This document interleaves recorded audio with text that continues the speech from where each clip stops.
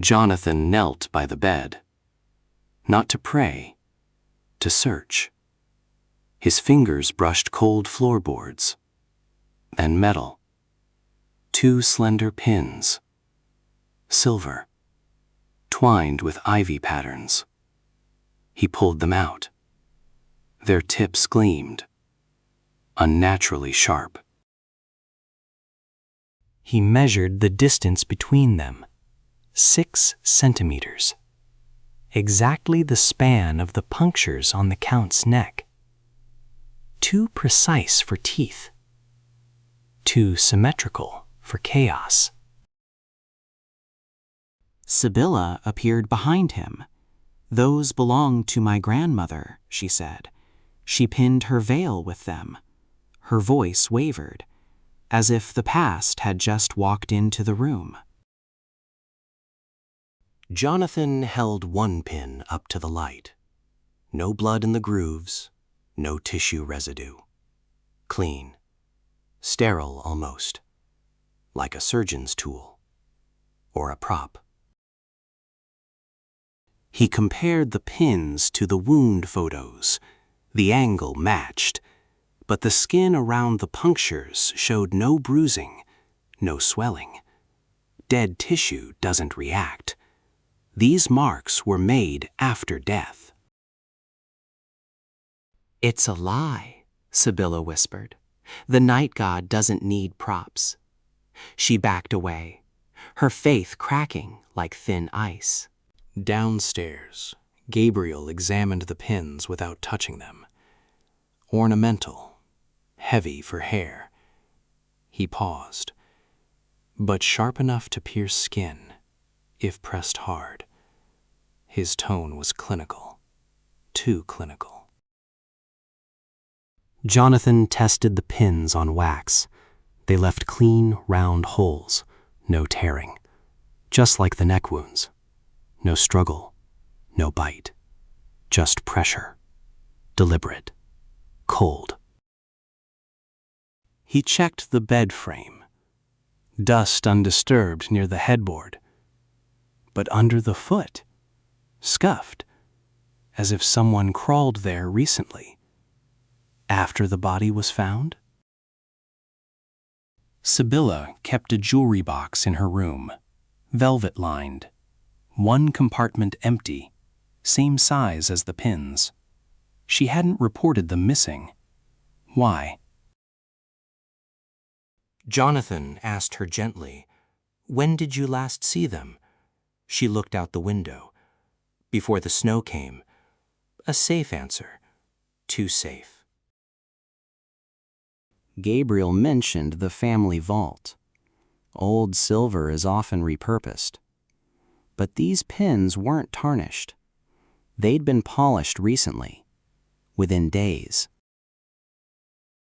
Jonathan returned to the crime scene, reenacted it, lying down, paralyzed by atropine. Then, nothing. No bite, just silence. And later, someone kneeling beside him, pressing 2 cold points into his throat. The staging required intimacy, knowledge, access. Only 3 people entered the room before the constable arrived: Sibylla, Gabriel, and the maid who screamed. The maid was sent away that morning. Paid off, Sibylla claimed. She saw too much. But what did she see? The pins? Or someone placing them? Jonathan found a scrap of velvet under the bed, from the jewelry box lining. Fresh tear, not old dust. Someone dropped it while hiding the pins.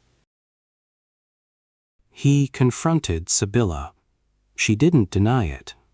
"I wanted proof the curse was real," she said. "Not this theater." Her eyes filled, not with guilt, with grief. But she hadn't put the pins there. She found them missing the night before the body was discovered. Someone took them to use and left them under the bed as if forgotten. Gabriel's hands trembled when Jonathan mentioned the velvet. Just for a second, then stillness. "Sentimental fools," he muttered, "playing with symbols while truth rots." Jonathan studied the wound depth, equal on both sides. Requires steady hands, medical training, or just practice. He recalled his brother's notes. They simulate ritual to mask procedure. Was this another layer? Not just misdirection, but erasure. The pins weren't just evidence, they were a message. To whom? To scare villagers? To satisfy Sibylla's beliefs? Or to hide the real cause of death? Jonathan placed the pins back under the bed, exactly as found. Let the liar think they're safe. Let them believe the myth holds. That night, he watched the hallway, saw Gabriel pause outside Sibylla's door, not knocking, just listening. What pact were they keeping? The fang marks were fake, but the fear was real. And someone was using both to control the story, to bury something deeper than a body. Outside, moonlight hit the east tower window. A shadow moved. Not wind, not animal. Human. Watching. Waiting. For Jonathan to look away.